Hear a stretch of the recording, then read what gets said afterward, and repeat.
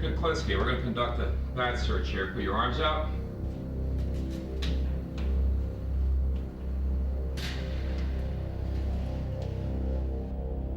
On May 25, 1988, Richard Kuklinski was convicted of multiple murder and sentenced to life imprisonment. This ended 30 years of cold-blooded killing by a master criminal police called the Iceman. Richard Kuklinski is one of the most dangerous criminals we have ever come across in this state. He murdered by guns, he murdered by strangulation, he murdered by putting poison on victims' food. He did all of this at the same time while exhibiting a normal, placid family existence. His wife, his children were uninvolved in his criminal activities. Yet, we are faced with evidence, convicting evidence of numerous grisly murders.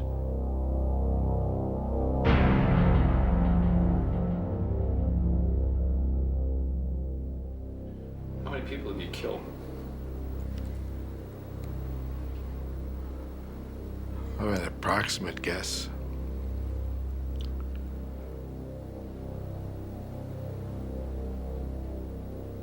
Approximate will go with more than 100.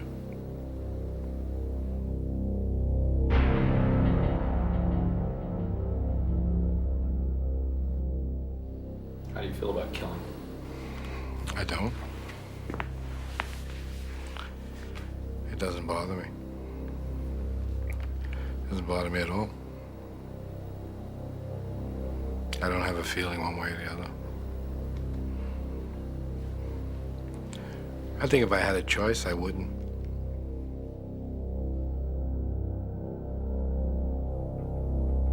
The following program is based on 17 hours of an interview conducted under maximum security at Trenton State Prison. Law enforcement officials allowed our cameras unprecedented access in an attempt to uncover details of various unsolved crimes. It was also hoped that the interview would help to penetrate the mind of Richard Kuklinski, a mind made for murder.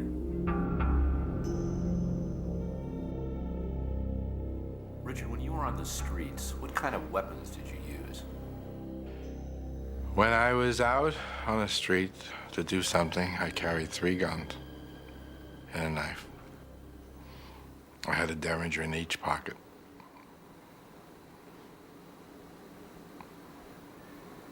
And a gun on my ankle, a bigger gun just in case, and a knife. And it all depends how it came about. You indicated yesterday that you used a shotgun to grab a stoplight or something like that, or? I had a red light. We were following this fellow. I pulled up at a red light, came alongside of him, and shot the shotgun, took his head off. He never saw the green light. It was a sawed-off shotgun. It was very, as a matter of fact, when it happened, it surprised me. I expected the man to die, but it really surprised me when it took his head off. It was something I didn't expect. Richard Kuklinski is not a serial killer. He's not a drug-crazed, wild man running around with a machine gun. He's not a person that is driven by perverse sexual desires. He doesn't drink. He doesn't gamble. All of these things, which many persons that are involved in killing and murders often are motivated by. Richard Kuklinski, instead, is nothing more than a predator on human beings. His motivation is greed, and his method of murder is very varied and very extreme. Richard, I understand that you're an expert at the use of cyanide. How many times did you kill with it? Quite a few. What's the different ways you use cyanide? You could put it in liquid form. You could, person could say, for instance, a person could be in a bar. You bunk into them possibly by mistake, or say you were intoxicated, spill the drink on them, and leave. Everybody just looks around, thinks you were drunk or that you just had an accident or something, and meanwhile, it's soaking through their clothes into their pores and into their system. And eventually, they'll die. I've been in a restaurant where we were eating, and the guy went to the bathroom. And when I was in the bathroom, we put a little boost in his food. And he was rushed to the hospital after that. And he died. And they buried him. I'm not exactly sure what they put on, what they attributed his death to. But, you know, it wasn't homicide. Somewhere, and I don't know where, he picked up on cyanide poisoning as being a good way, a good, quick way to kill somebody. It's such a good way to kill somebody that that's the gas that's used in gas chambers. I mean, cyanide in a gas form, which is similar to cyanide in a being eaten form, kills very quickly. It kills faster than arsenic, faster than strychnine, and it's hard to detect if it isn't specifically looked for. He murdered, sometimes months apart, years apart. He used different methods. He would go so far as to plan in his crimes the actual deceit of law enforcement.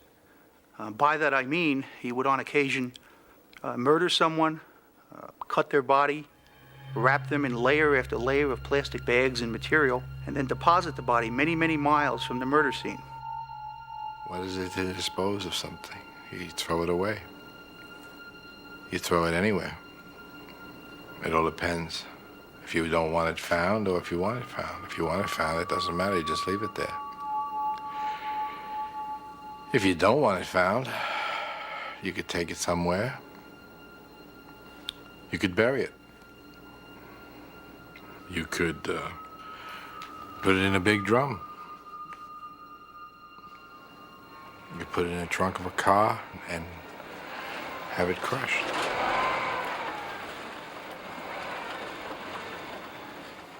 You leave it in town, you can put it on a park bench. I mean, you know, you can put it anywhere you want.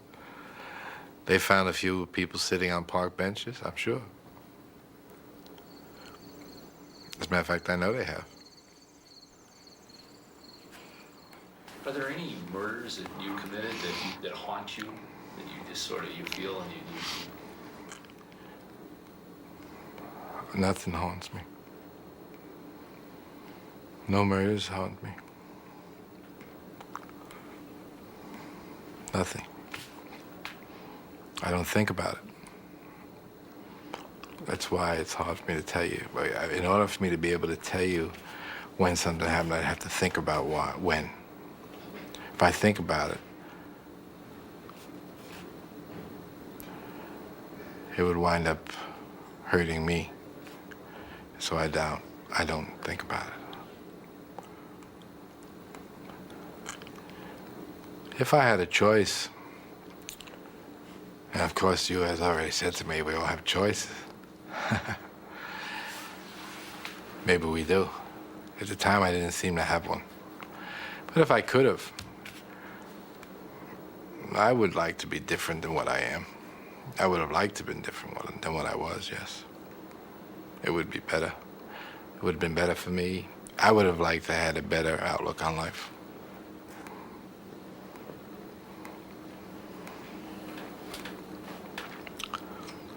But I can't change yesterday. Richard Kuklinski was born April 11, 1935, in a low-income public housing project in Jersey City. His father was a brakeman for the railroad, and his mother worked in a meatpacking plant. I didn't like my father, as he would beat me just because he felt like it, to get my attention, I guess. He would think nothing of coming in and smacking you, basically. He'd just come in and give you a whooping for no reason whatsoever. And my mother was cancer. She would destroy everybody. She thought I took too long to do something. She didn't hesitate to give me a swat here and there. And she didn't just use her hand. She would hit me with a broomstick or something like that. It hurt. As a matter of fact, she broke the broom on me more than once. Richard's mother believed that harsh discipline at home should go hand in hand with a rigid religious education. I was raised Catholic.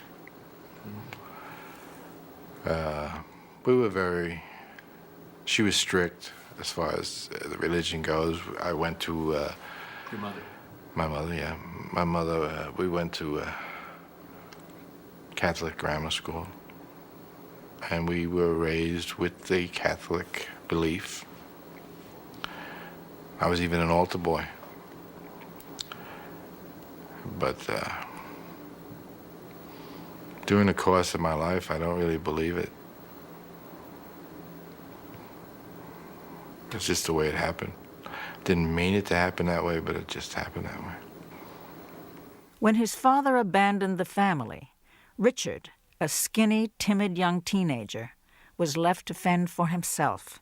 He was an easy target for street gangs, but by the time he was 16, things began to change. When I was a young man, I found out that if you hurt somebody, they'll leave you alone. Good guys do finish last. When I tried to leave everybody alone, just do my own thing, everybody just wanted to hurt me. Until one day I just decided, well, I've had enough of this picking. And I went upstairs and I took a bar, which the clothes used to hang on in the closet. And I went back downstairs, and there were like 6 young men still figuring they were gonna mess with my head, and we went to war. To their surprise, I was no longer taking the beating. I was giving it. And that's when I learned that it was better to give than to receive. I've been known to hurt people for no reason. If you check out my background as I came up, I could be anywhere, and if somebody humiliated me, I would think nothing of hitting them with a cue stick. In an instant. And the only thing they might have done was made me feel bad or challenge my authority at the time. Kuklinski's reputation as a tough guy with a hair-trigger temper grew. By the time he was 18, the abused had become the abuser. It wasn't long before he committed his first murder. I got into a fight in a bar. We got into an argument, a fight. And I hit him with a cue stick.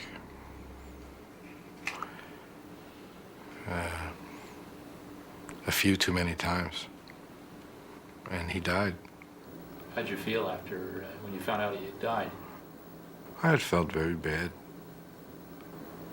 Very, very bad. I was upset. I didn't mean to do it, actually. But surprisingly, I felt sadness, and after a while, I felt something else.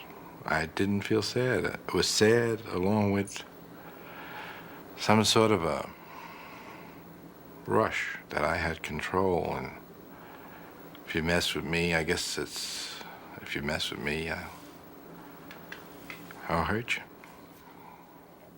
By the time he'd reached his 20s, Kuklinski had become a petty crook and pool hustler. Then his life changed. In 1960, he met a pretty 19-year-old girl named Barbara Pedrin. He was absolutely flowers at the door every day, and considerate and romantic, and all of the things that anybody could hope for, dream for. He bought me beautiful things. We went fun places. He was happiest when we were together. He was happiest when just he and I were together. He and Barbara had 3 children. But with just an 8th grade education, he could only get low-paying jobs that didn't pay enough to support his growing family. I didn't have the capability of getting a better paying job. Was I gonna push a yarn truck the rest of my life? Make a menial amount of money? I couldn't have afforded 1 child, let alone 3. He went to work at a film lab, where he began to pirate pornographic films and sell them to outside sources connected to the Gambino crime family. This connection led to other criminal activities, and it wasn't long before he went from being a small-time hood to a big-time killer. He worked as a hitman and associated with a gang that worked out of the notorious Gemini Lounge in Brooklyn. Above the lounge was a Mafia killing factory where victims were killed and dismembered. Hacked bodies were packaged in plastic bags and carted away. Kuklinski was the perfect enforcer. He was brutal, and he knew how to intimidate. If people owed money, they either paid up or paid with their lives. Most people paid their bills. Some didn't. I remember one guy, he was owed a lot of money. Well, I guess considerable amount of money.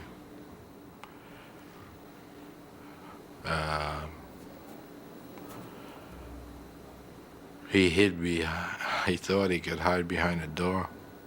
It was a nice door, expensive door. Anyway, most people don't realize that when you come to answer a door, if there's light in the background, the person on the outside can look through the peephole and see the guy coming to the door. So he came to the door, I asked who it was, and he looked through the peephole. And he never saw what hit him. For Richard Kuklinski, murder had become a way of life, and the macabre became the commonplace. Did you ever use a chainsaw? I mean, To cut someone up? Yes. I've done that. To dismember them, yes. Not to kill them, no. what was it like to cut somebody up with a even though the guy was dead? How did it feel to cut some guy up with a chainsaw? I didn't have any feeling one way or the other.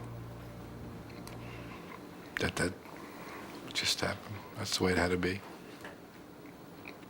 Messy. Yes. Yes, it was. Did it make you sick? No. I've had requests where the guy wanted the guy's tongue cut out. And he also wanted his tongue put in his rear end. So I believe there was a definite point he wanted to get across.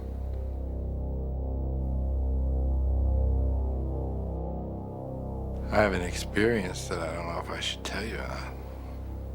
That it probably would offend a lot of people.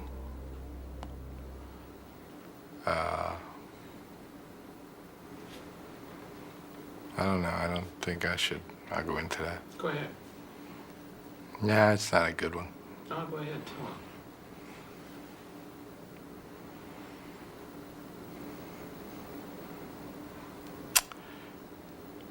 There was a man, he was begging and pleading and praying, I guess.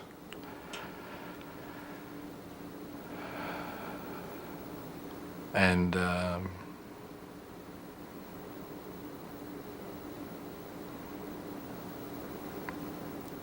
he was pleased God and all over the place.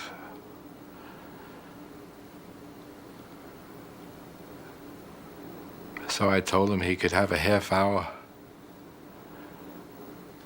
to pray to God. And if God could come down and change the circumstances, he'd have that time.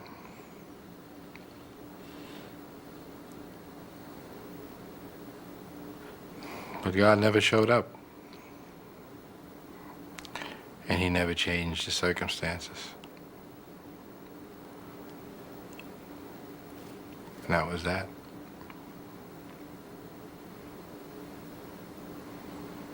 It wasn't too nice.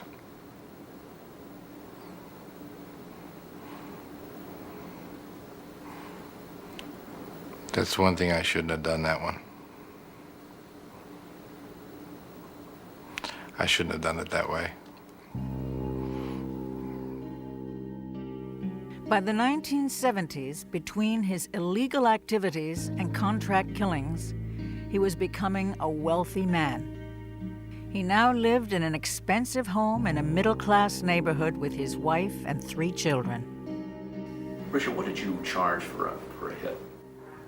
If I hit somebody, I wouldn't hit it for peanuts. I'd like to have some money. I say if I were to do somebody, I want at least 5 figures. And at least up in the better half, not the lower half of the 5 figures. Kuklinski kept his criminal life secret from his family and neighbors. He told them he was a businessman. No one knew his business was murder. We were perfect. My children were never in trouble. We were perfect.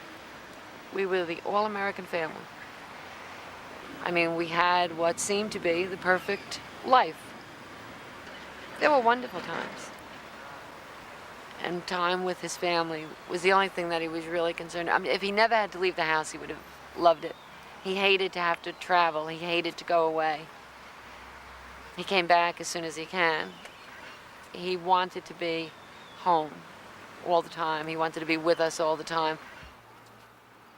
I enjoyed that way of life. I felt I had achieved something. I very seldom left the house unless I had to, because I felt secure in the house. I felt very secure. I tried to provide the best for them as I knew how. Might not have been the right way to go, but it was for me the only way. I tried to never let anything touch the house. I brought nobody there. My family was not exposed to anybody. I wanted to show them the good side of life, not the bad side. Richard had a very, very sad childhood. You got the impression, or I knew because he would like say something and then drop it and change the subject, that he was abused and that there was no love. He grew up absolutely without any love, without a doubt. I mean, the first Christmas with my family, he was in awe. He couldn't believe it. It was a tree and everyone was cooking special things and there was lots of, we were laughing and it was fun, and he kept saying, I can't believe that this is what happens. It was a Jekyll and Hyde existence. The way it was and the way I wanted it to be were absolutely two different lives. I wanted one life. I had to have another life. This other life would interrupt one Christmas Eve. While his family was celebrating the holidays, Kuklinski left his home to collect on a bad debt. Business was business, even on Christmas Eve. The man owed me money. He was giving me a runaround. I told him I wasn't happy that he wasn't going to pay me. He had the attitude that nobody could hurt him. I think he was wrong. Anyway, he never saw Christmas. What did you use? A gun. Extremely loud inside of a car.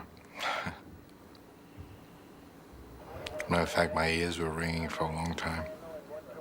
What'd you do afterwards? I walked away, got in my car, and went home. What'd you do when you got home? I put toys together for the kids for Christmas.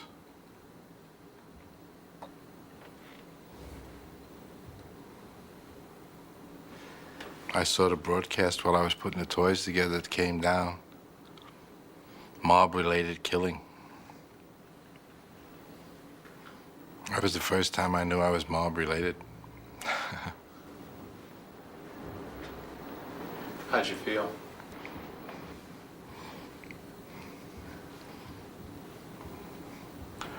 I was annoyed I couldn't get the damn wagon together. I never questioned him, and you just knew, don't do it, don't ask. If he got up at 2 o'clock in the morning or during dinner and put on his shoes and walked out the door, you said bye. You didn't say, where are you going or why are you going? And it was just understood that that's the way it was. He was very private. You only knew what he wanted you to know. By the 1980s, after 25 years of working as a hitman for the mob, Richard Kuklinski became the head of his own crime ring. He developed new ways to profit from murder. The case of Paul Hoffman was typical of the way he operated. On the afternoon of April 29, 1982, Hoffman arrived at a warehouse leased by Kuklinski. Like numerous victims of the Iceman, he had been set up for a phony business deal. Paul Hoffman was a pharmacist, and he was looking for a quick buck. He was out to purchase a drug called Tagament, which was at the time a wonder drug for ulcers. And he felt that if he could purchase a large quantity of this Tagament at a very low price, that he could indeed make a huge profit on that. And that was the alleged deal that he had with Richard Kuklinski. When Paul Hoffman showed up to buy the Tagament, he was carrying $25,000 in cash. He took the bag, door opened it, showed me a whole mess of money, a whole mess of cash. He said, look, I got the money right here. And he came back. He says, what are we gonna do? What are we gonna do? How am I gonna get this merchandise?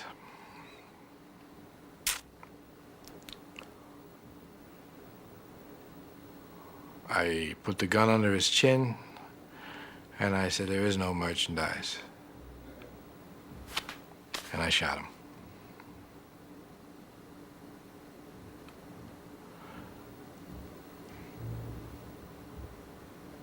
He didn't die. The gun jammed. He was gurgling. I had hit him. It was, blood was pouring out of his mouth. And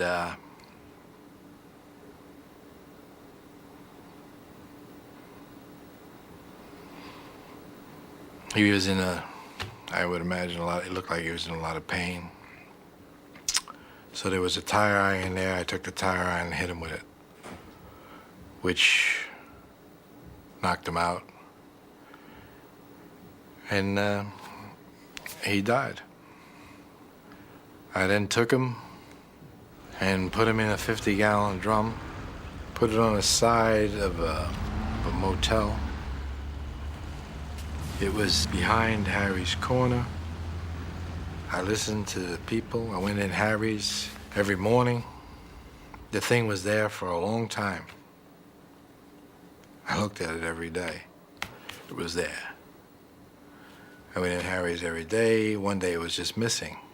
Continued to go in Harry's to see if anything was said about it. Nothing was said.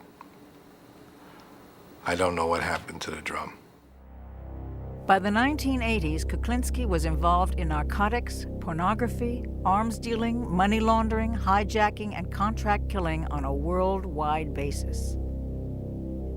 He was also pressing 50 and getting tired.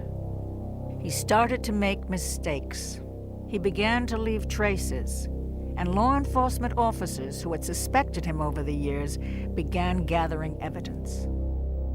Kuklinski would protect himself by killing anyone who could testify against him.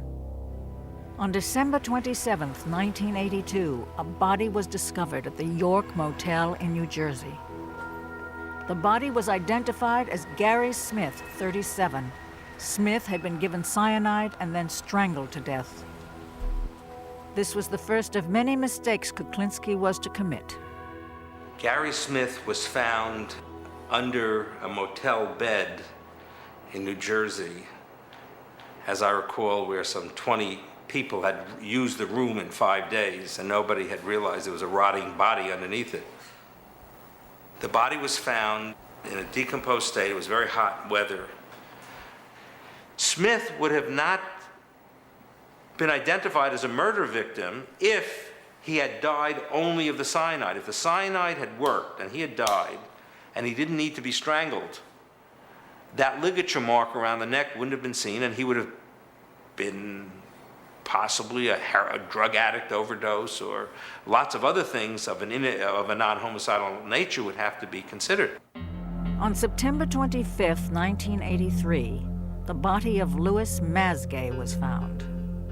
As he had done many times before to confuse the time of death, Kuklinski had frozen the body in an industrial freezer. This was the murder that earned him the name of Iceman. This murder was also his second deadly mistake.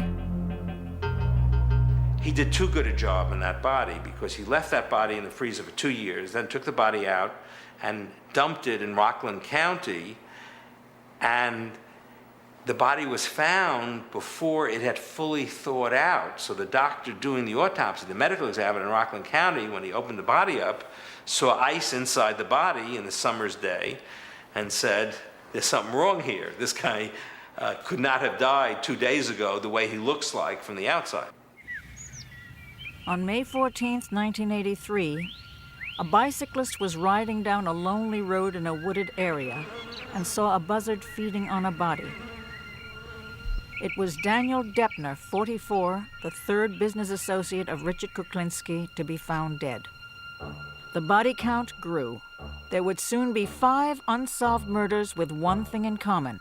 The last person to see the victims alive had been Richard Kuklinski. After 30 years of getting away with murder, Richard Kuklinski's time was running out. He had been under investigation for 3 years, and the police were beginning to put the pieces together. What I told my superiors in Trenton was that, hey, look, you know, we can check with the FBI and we can see that there's a certain number of given serial killers roaming around this country of ours. But take a good hard look at what we got here. We got Richie Kuklinski, and there's only one of him. In 1986, a division of the New Jersey Criminal Justice Department set up a task force made up of federal, state, and local law enforcement agencies. The task force analyzed existing investigative material and gathered new information. They had one mission: to arrest and convict Richard Kuklinski. When I first read the file, which at the time was nothing more than a compilation of several different unsolved homicides, the more you looked for connections, the less you found in this particular case, because there was different types of murders, different devices used. The final method that was used was, in fact, the introduction of a undercover federal agent, Dominic Polifrone, who was able to win Mr. Kuklinski's confidence and was able to record conversations where he detailed his participation in these murders. I portrayed myself as a hitman. Told him I worked for the wise guys downtown New York, and my brother was a good fella downtown, and I went by the name of Dominic Michael Provenzano. You willing to go out on a contract? If the price is right, I'll talk to anybody. Yeah? Sure. And you mean to tell me your way is nice and clean and nothing fucking shows up? Well, it may show, my friend, but it's quiet. It's not messy. It's not noisy.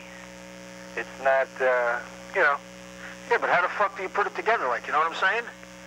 Oh, there's always a way. There's a will, there's a way, my friend. We used to sit down, we talk. Either we'd go to those tables over there and get away from people, and we discuss how to murder people.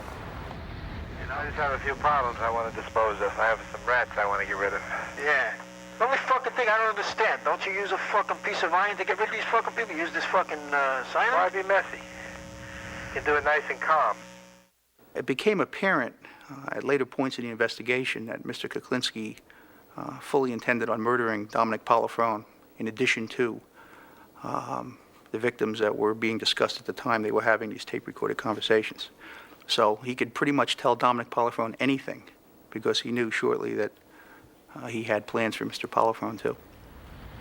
You put that stuff in a mist, you spray it in somebody's face, and they go to sleep. No shit. As long as he's dead, that's the bottom line. Well, that's the thing, isn't it? No matter how it was done, I mean, I know guys that went to sleep and never woke up again. I mean, you know. He says he had one guy, he went and get a hamburger, they come back and he put the cyanide on his hamburger. And we're sitting down and he's telling me, he says, you wouldn't believe it. He says, I'm waiting for this guy to keel over. He says, because once you eat cyanide, usually you'd roll over and that's it. He says, this guy had the constitution of a fucking bull. He says, you wouldn't believe it. He says he wouldn't die, and we're both laughing about this. And I'm saying in the back of my mind, I said, holy God. I said, look at this. I said, what kind of person is this? I said to myself right there, I said, you better cover your butt. I said, because you just don't know with this guy. And he'd be kidding about it, and I'd be laughing. In the back of my mind, I'm saying, this is the devil. No question about it, this is the devil.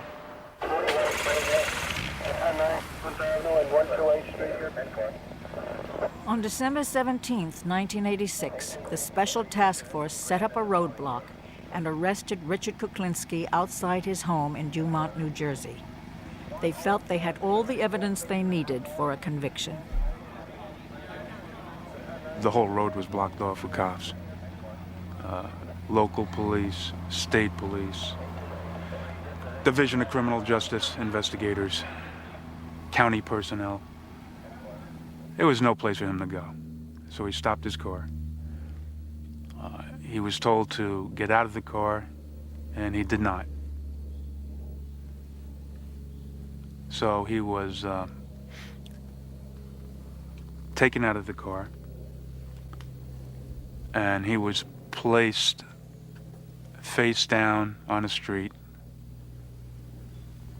in a position where we thought we were safe. And then I handcuffed him. That guy's big.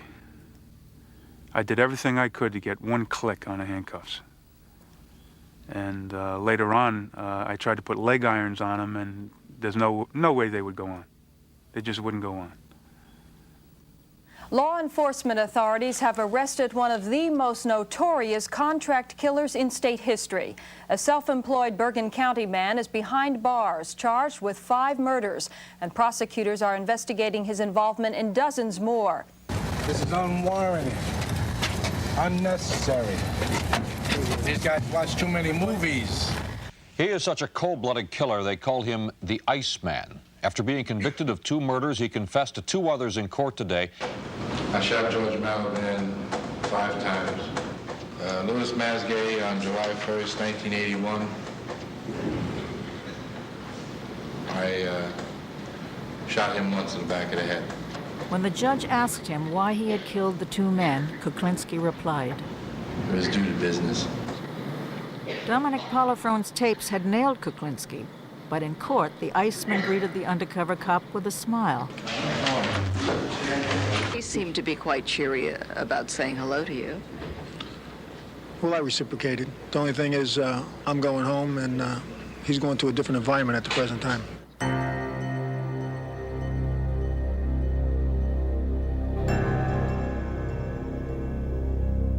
It wasn't real to us. We just had a hard time dealing with what was in the press. And I kept saying, no way, and I don't believe it. And then when I actually heard his voice, you know, in court, it was very hard to believe that he talked like that. It was very, very difficult to believe. I've done it always.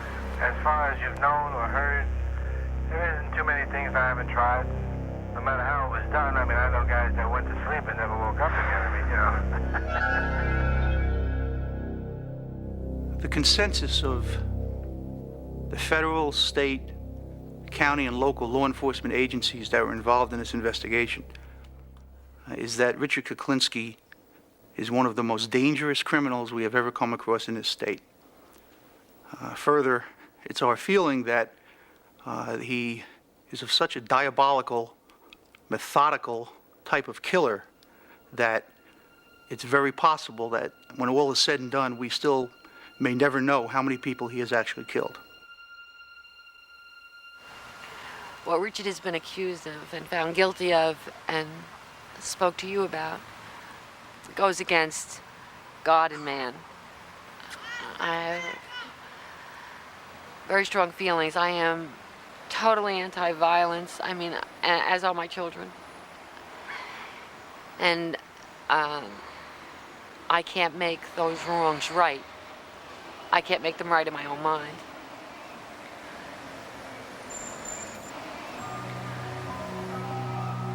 We are Richard Kuklinski's family, and we aren't ourselves anymore.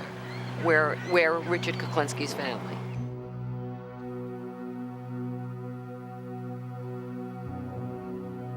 I've never felt sorry for anything I've done other than hurting my family. The only thing I feel sorry for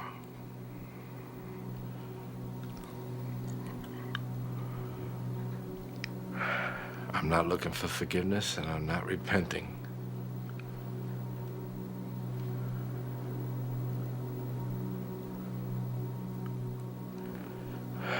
No, I'm wrong.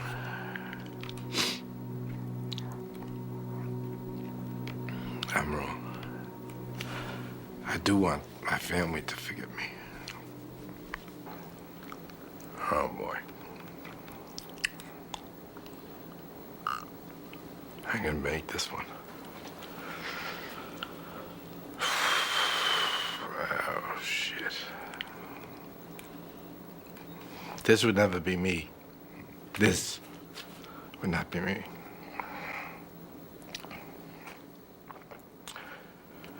I feel for my family.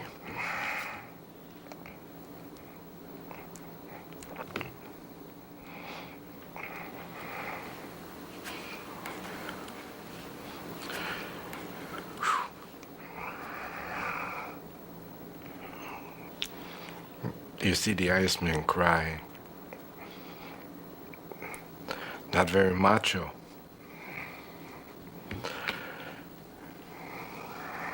But I've heard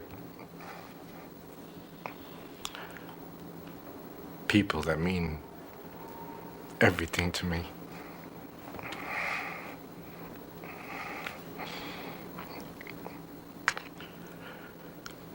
But the only people that mean anything to me.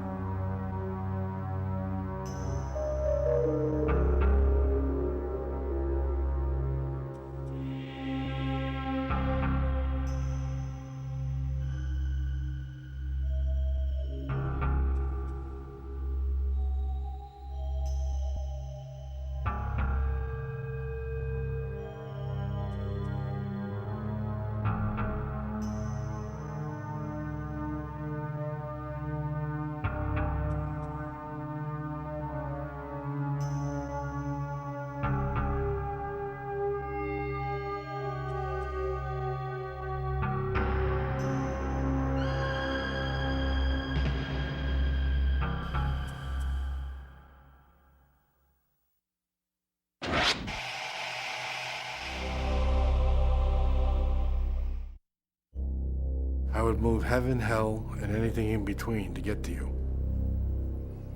You wouldn't be safe anywhere if I was mad at you. And that's not bull, Dip, that's the truth. I've went up against people. You could pull a gun on me, and if I'm mad at you, I'm coming forward. You'd have to shoot me to stop me. And if you don't kill me, you're stupid. So next time you see me, I will kill you.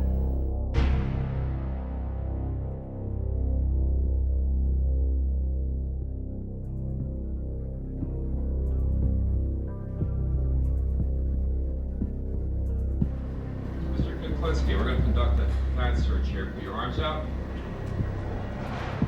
In 1991, Richard Kuklinski, a contract killer known as the Iceman, was interviewed by HBO for an America Undercover special. How many people have you killed?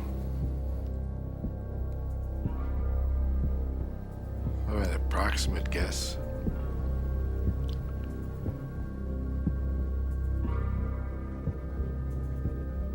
Approximate, we'll go with more than 100. After a lifetime of killing for hire, Kuklinski was finally caught by an undercover ATF agent wearing a hidden wire. You willing to go on a contract? If the price is right, I'll talk to anybody. Yeah, but how the fuck do you put it together, like, you know what I'm saying? Well, there's always a way. There's a will, there's a way, my friend. Richard Kuklinski is one of the most dangerous criminals we have ever come across in this state. He murdered by guns. He murdered by strangulation. He murdered by putting poison on victims' food. He did all of this at the same time while exhibiting a normal, placid family existence. His wife, his children were uninvolved in his criminal activities. Yet, we are faced with convicting evidence of numerous grisly murders. In 1986, the ATF and the New Jersey Organized Crime Task Force set up a roadblock outside Kuklinski's home. It took 5 men to bring down the 6'5", 300-pound killer and force handcuffs on him. The Iceman's career as a master criminal was finally over. Richard Kuklinski knows he will never get out of jail. With nothing left to lose, Kuklinski reveals new secrets about the years he spent as a contract killer for the Gambino crime family, and tells what happened in his life that turned him into a man law enforcement called the Iceman. I hated my father. If I could have, I probably would have killed him. Probably would have felt good about it, too. My father would beat me just if I looked at him. He gave me this impersonal feeling I have to when people die in front of me, especially loudmouth people. Loudmouth people remind me of my father. Once a loudmouth person starts with me, I love it. That's the only excuse I need. One night in a bar, a loudmouth made the mistake of insulting the 18-year-old Kuklinski in front of people. A couple of hours later, the Iceman saw his chance to get even. I come out of this bar and I see him sleeping in his car. I said, I got you, little sucker, now I got you. I'm gonna light your fire. And I did. I got myself a bottle, some gasoline, and I threw it in the car with him.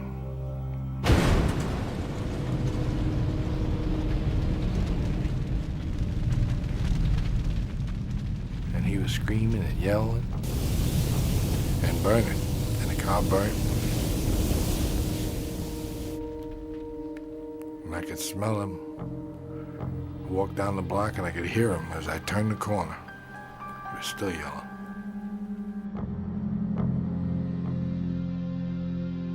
This was a personal thing, yes. See, this was a guy I disliked. What did he do to you? He made me mad.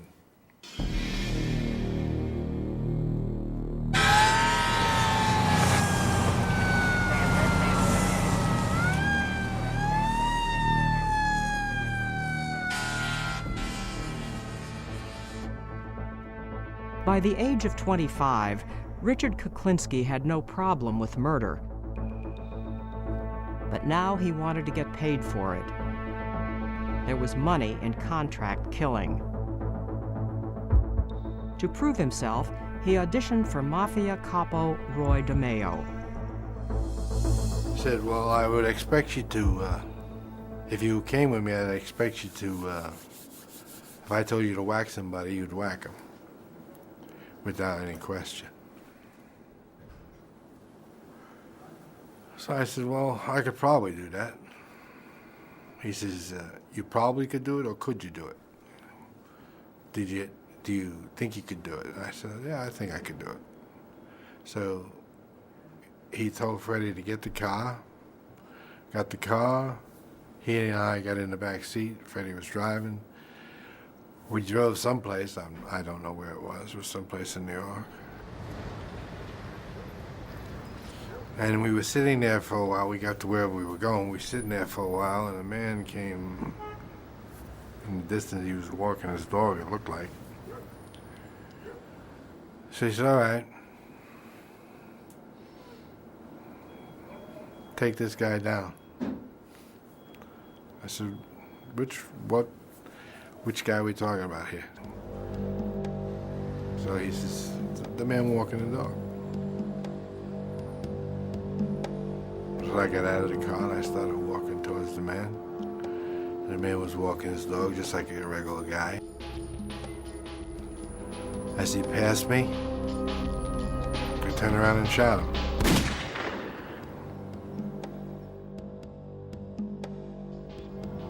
Freddie and Roy pulled up in the car, I got in the car, and we drove away. And that is how I got involved with Roy, with doing things like that.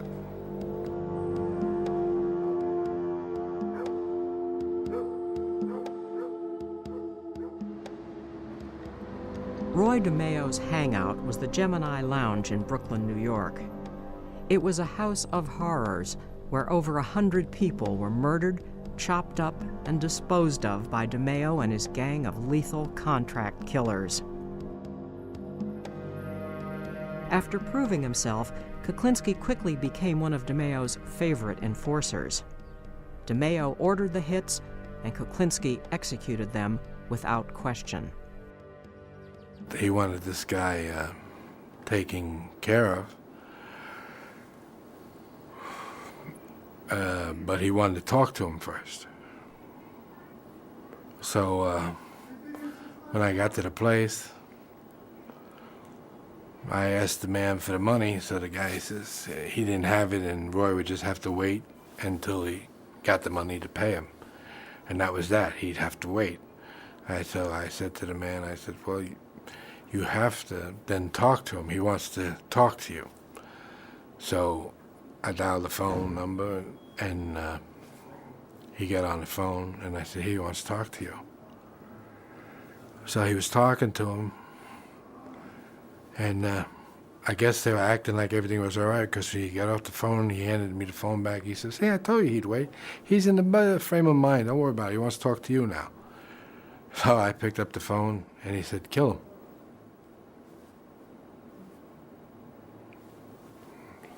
So I shot him.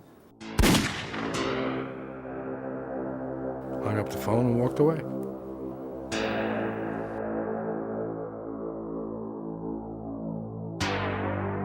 I'm just a hard-working expediter of sorts. I looked at myself as a person who did something that somebody wanted done, and they paid me a good price.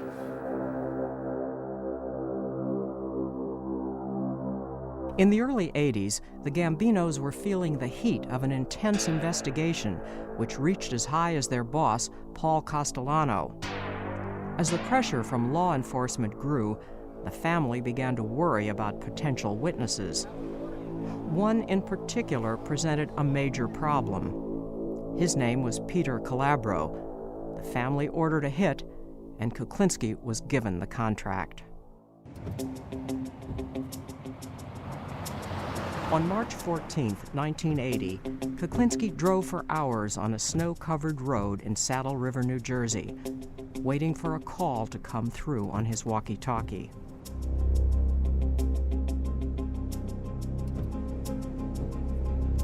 I get a call that they're on their way. So now they're coming. And it's snowing. The roads are very bad. A lot of snow, slipping and sliding. And I was in a van. So what I figured is, at the last moment I had a different plan, but at the last moment I decided, well, I'm gonna double park this thing. This will give me the edge, because this will make him have only one way to come by, and that's he has to come right by this van. And I go to the back of the van, and I go out the back door. I take the shotgun with me, of course.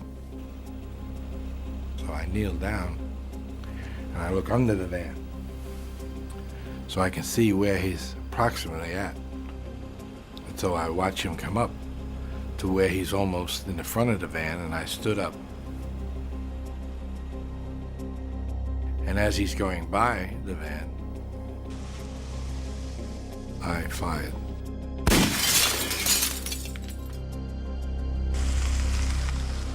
I never knew the man, you know, what he looked like or what his job was. Then I found out the next day that he was police.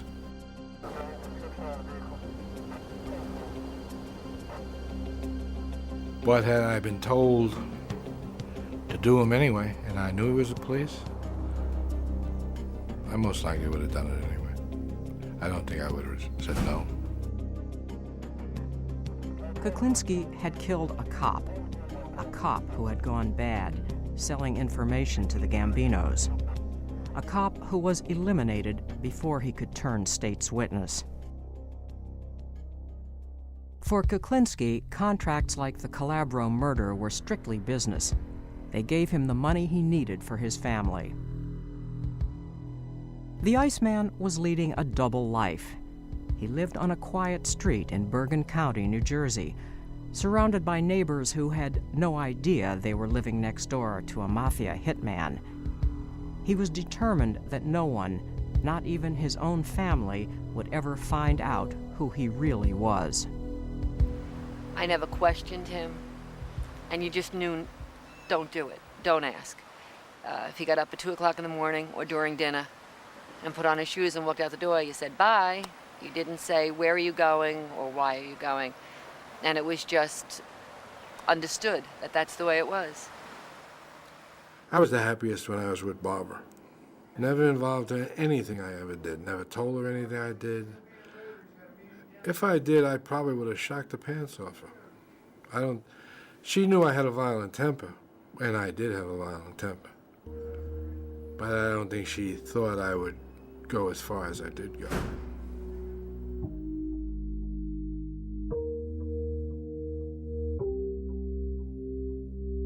Richard's time with his family was sacred, and any interference would throw him into a rage. It made him even more angry if it happened during the holidays. This fella, he owed me about $1,600. So here we come Christmas Eve. And I go there and he says, nah, come with me, we'll go out, we'll have a good time, we'll party, we'll meet some broads with this, that, the other thing. I said, no, I would really like the money. I gotta buy something, and he gave me a story, a bull story. So I left there. I was a little bit upset. Got on the bus, went home.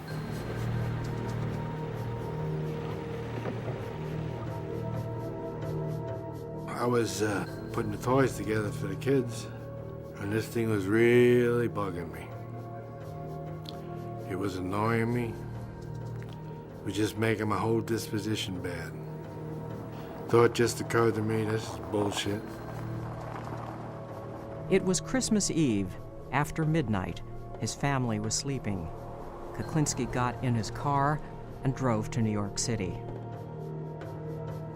I went to the bar. They told me he just left and he was parked a couple blocks down in the parking lot. I believe the parking lot was closed, but he was parked in there. I saw his car. His car was running, but it had snow on it.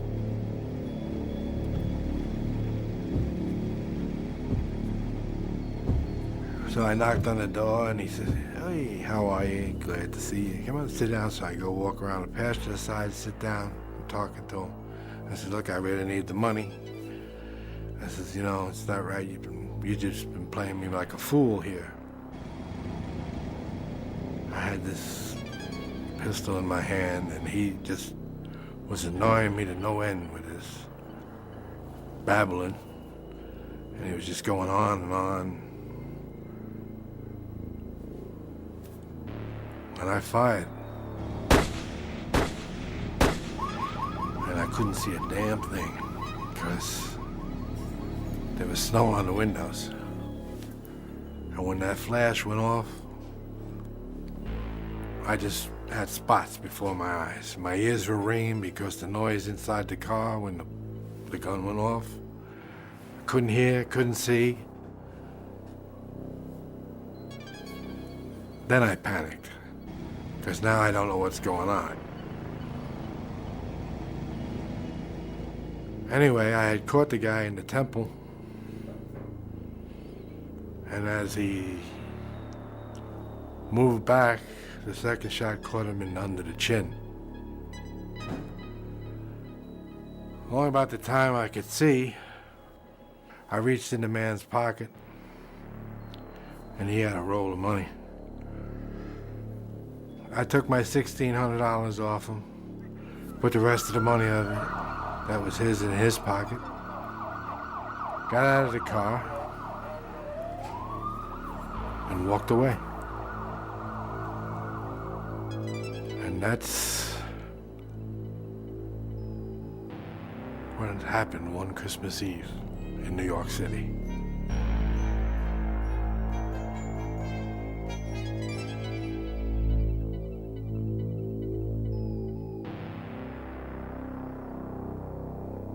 The Iceman had killed by gun, by knife, by Molotov cocktail, and cyanide. But he also liked to experiment. Crossbows, I just popped the guy in the forehead with it. Actually, it was just seeing if it would work. What was he doing at the time? Looking at me? Well, was he sitting down, or were you standing over him? Or? No, he actually bent down to look in the car window like I was asking him directions. I didn't know the man.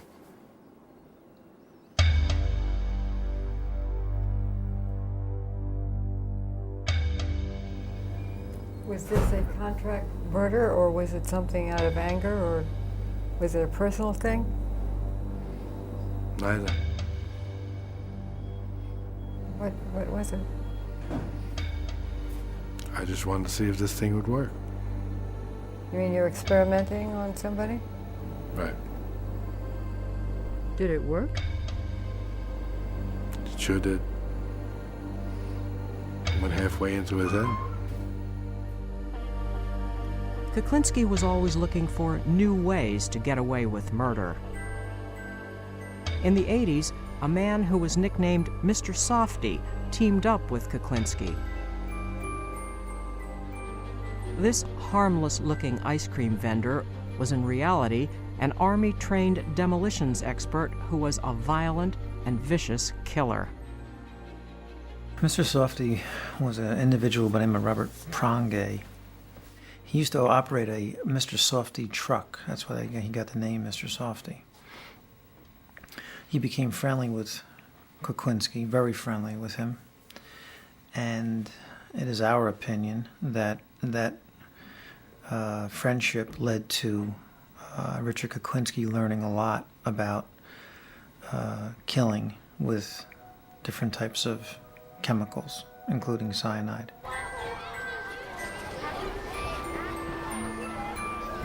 He taught me a lot, basically. But he was extremely crazy.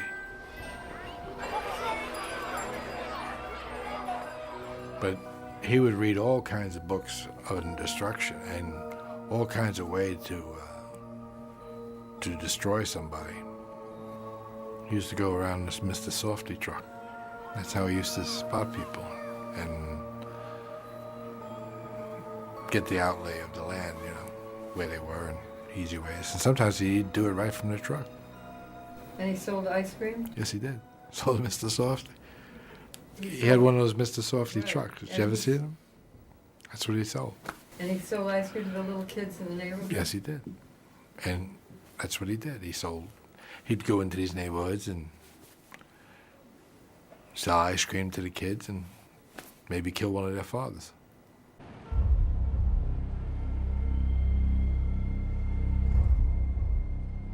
On August 9, 1984, Mr. Softy was found dead, hanging out of the driver's side seat in his Mr. Softy ice cream truck.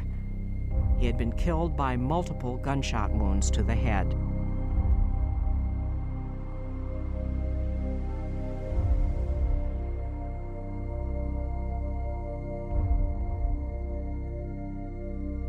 I think Kuklinski killed him because he used him for his information, he used him for his knowledge.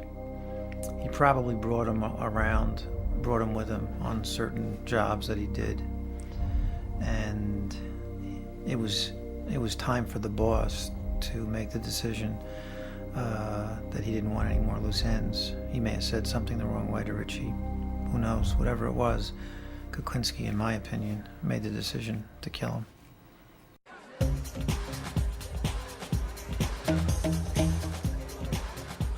After Prongay's murder, Kuklinski was hired for a dangerous contract no one else would touch. It was here, in a crowded discotheque, that the cyanide killing techniques learned from Mr. Softy paid off. Couldn't get to this person. He was in a disco. So I was really in a bad way because there was a time schedule involved.